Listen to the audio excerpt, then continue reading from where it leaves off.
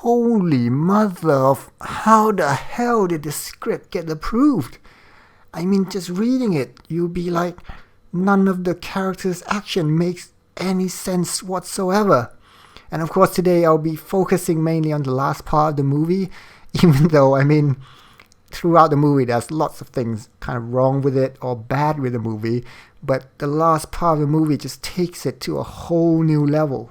Okay, so let's start when the main character finally gets back to base to report all his findings and the situation to the US Army, right? And also, I don't know why the robot just keeps letting him live, even though he's willing to, kill 100, millions of people to save a few 100 million more, but he just let this kid live again and again, even after he took out his fail-safe system. I mean, I guess you can argue like he develops a personal liking to him and it's different killing people you know than people you don't. So I can kind of explain that. But what I can't explain is like, okay, if the US Army just found out that someone's about to launch a nuclear missile at the US mainland, I mean, what would their actions be?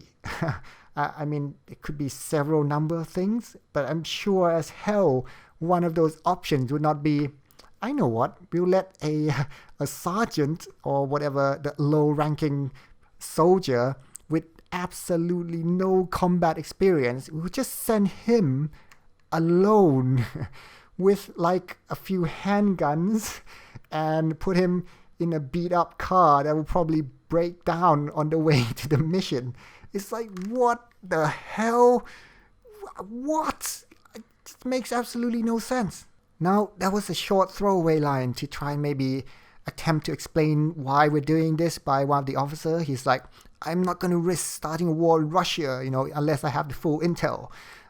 Yeah, maybe. So couldn't you get like a few more jeeps or just a few more bang-up cars and fill it with soldiers who have a few more years of combat experience and put them in like civilian clothing and just let them drive along with the rookie? And you don't even have to drive in a convoy. You can just go like, one by one to make it like less obvious.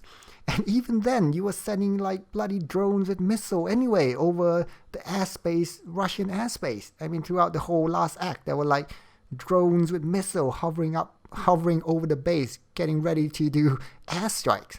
So I'm not sure that, not sending any more soldiers really going to help alleviate that situation if Russia decide like, oh, maybe the US is invading them. So that didn't make sense. And okay, so anyway, the main character finally gets to the mission, and yet again the droid or the robot lets him sabotage his mission for no reason. It's almost like the robot is purposely trying to fail. I mean, he's got the kid in a headlock. Okay, maybe he still doesn't want to kill him, which is fine. He's choking him out, right, to put him to sleep. And while he's doing that with just one arm, he, for some reason, just let the kid shoot him like 5 times in the stomach for absolutely no reason. I mean, he could just reach down easily with his other hand and just disarm the kid. I mean, he could have done it so easily. And on top of that, after the kid kind of like blacks out, right? He's like, okay, here, let me just put the machine gun right next to you right here, so that when you wake up, you can shoot me and kill me and just ruin the mission for some apparent reason. This mission that I've been working so hard to achieve. And on top of that, the mission was always going to fail anyway if people act logically, because, okay, the US military knows the location of the missile.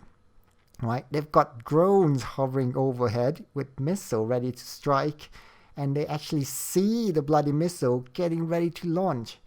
I mean, if the military actually have any logical behavior in them in this goddamn script, they would have just launched the missile and taken out the base straight away. I mean, are you serious?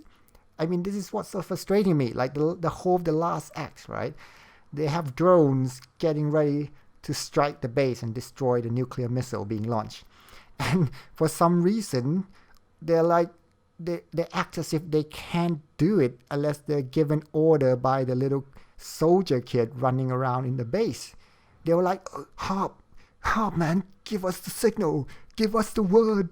We can't launch the missile without your order. It's like, what the hell? I mean, in real life, if there was a missile base getting ready to launch a nuclear missile at the US mainland, the Predator drone would have launched 100 missiles at that base instantaneously. They wouldn't be waiting for some stupid kid to give them an order. They'll just be like, okay, people, fire away. Just launch everything you've got at that goddamn base and wipe out the missile. But for some reason, they're all like just sitting around like, we must get the order from the savior. Otherwise, we can't launch the missile. So it's kind of, the whole time watching was like, this is just like fake tension. I mean, at no point the missile was in any danger of being launched at the US, because it could have just been taken out at any point in time at all.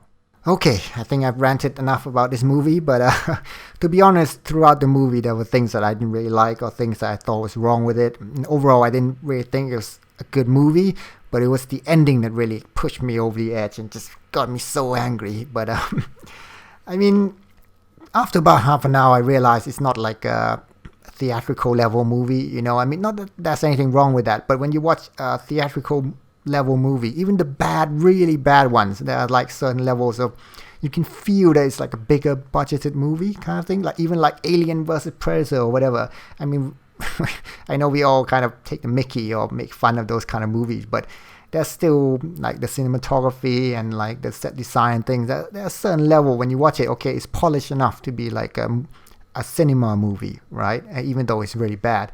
But this one is just like, overall, the camera angles, the set design, and just the lighting and things, you're like, okay, this is like a smaller budget movie, or at least that's how it feels anyway. Although I have to give credit to whoever did the, like, either the practical or the CGI of the robot, the Chappie type robot, not the main android, not the Anthony Mackie character. But I thought the robots looked really good and really cool, actually. I mean, I couldn't really tell when they were practical and when they were CGI, so that's really amazing. And their design was cool and stuff like that. But apart from that, I mean, it's just pretty bad. I mean, overall, seriously, I was quite a bit disappointed, to be honest, because with the trailer, when I saw it, I was like, oh, maybe this is like a bigger budgeted Netflix production kind of thing. But after watching it, it's like, oh no, it's pretty bad and small budget. And what's worse though, one thing that can be fixed, and your budget is not an excuse, is the plot, as I said, and the action of the characters. I hate it when characters act stupid and just makes no logical sense, have no rationality in their thinking or their behavior, which is what I also complain about in my review of Prometheus. Not Prometheus, I think it was the sequel, Alien Covenant, I think. I can't remember the movie's name, but that was my main problem with that movie as well, where characters just act completely nonsensical and just doesn't make any sense. Okay, so anyway, that's pretty much enough of this movie, and hopefully I wouldn't have to rant about anything else for a while. Thanks.